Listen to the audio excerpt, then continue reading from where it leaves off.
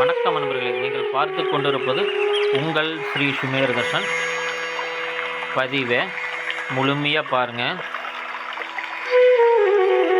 பூஜை அறையில் வெற்றிலைப்பாக்கு வைக்கும் முறை.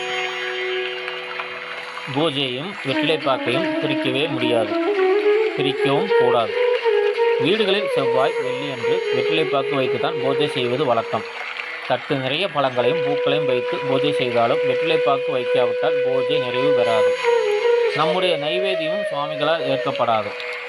வெற்றிலையின் விலை ஒன்றும் சாமானியர்களால் வாங்க முடியாது அல்ல என்பதால் தட்டு நிறைய பழங்களை வைக்க முடிந்த நாம் வெற்றிலைப்பாக்கை வைக்க வேண்டும். மங்களகரமான பொருள் என்பதால் வெற்றிலை இல்லாமல் எந்த பூஜையும் கிடையாது, எந்த நல்ல காரியமும் கிடையாது. வெற்றிலை என்பது பார்வதி தேவியாகவும் பாக்கு என்பது சிவனாகவும் கருதப்படுகிறது. எனவே வெற்றிலையும் பாக்கையும் பிரிக்கக்கூடாது. இந்த வெற்றிலை பிரிக்கும் வீடுகளில் அமங்கல நிகழ்வுகளை தடுக்கும் ஆற்றல் உள்ளது என்கிறார்கள். வெற்றிலையில் முப்பெரும் தேவர்களும் முப்பெரும் தேவியர்களும் வாசம் செய்கிறார்கள். எனவே வெற்றிலை பாக்கை வைக்கும் போது தேவர்களும் தேவியர்களும் நம் வீட்டில் குடிகொள்வர் என்பது ஐதீகம். அழைப்பதுகளை வைக்க சென்றாலும் தட்டு பூரா பழம், தேங்காய், துணி என வைத்திருந்தாலும் வெற்றிலை பாக்கு வைக்காவிட்டால் அது அசிங்கப்படுத்துவது என்பது இன்றும் கிராமப்புறங்களில் கடைபிடிக்கப்பட்டு வருகிறது.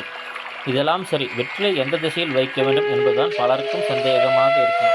இதற்கு சிறந்த உதாரணம் வாழை இலைதான். வாழை இலையை வைக்கும்போது நுனியை நமக்கு இடதுபுறத்திலும் அடிபாகத்தை வலதுபுறத்திலும் வைப்பார். அதில் காய்கறி கூட்டு உள்ளிட்டவைகளை நிறைய சாப்பிட்டுவிட்டு ஸ்வீட், ஊறுகாய், அப்பளம் ஆகியவற்றை குறைவாக சாப்பிட வேண்டும் என்பதற்காக இடதுபுறம் குறுகலாக இருக்க வேண்டும் என்று சொல்வதும் உண்டு. சுவாமிக்கு படைப்பதற்கு இலை போடும்போது சுவாமி இடதுபுற பக்கத்தில் நுனியும் வலது பக்கத்தில் அடியும் வர வேண்டும். அதுபோலத்தான் வெற்றிலையும் நுனிப்பகுதி காம்பு பகுதி என உள்ளது. எனவே நுனிப்பகுதியை சுவாமிக்கு வைக்கும்போது அவருக்கு இடதுபுறத்திலும் அடிப்பகுதியை வலதுபுறத்திலும் வைக்க வேண்டும். இதே யாருக்காவது தாம்பூலமாக கொடுக்கும்போது எதிரெதிரே நின்று தான் கொடுப்போம். அப்போது யாருக்கு கொடுக்கிறார்களோ அவர்களுக்கு இடதுபுறத்தில் நுனியும் வலதுபுறத்தில் அடியும் இருப்பது போல் கொடுக்க வேண்டும். இதுதான் வெற்றிலை பயன்படுத்தும் முறை.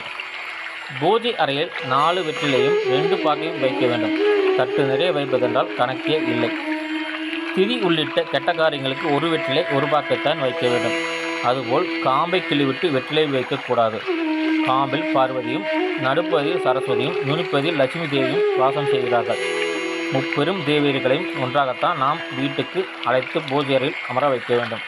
அதை விட்டுவிட்டு காம்பையோ நுனியோ கிள்ளி போட்டுவிடக்கூடாது.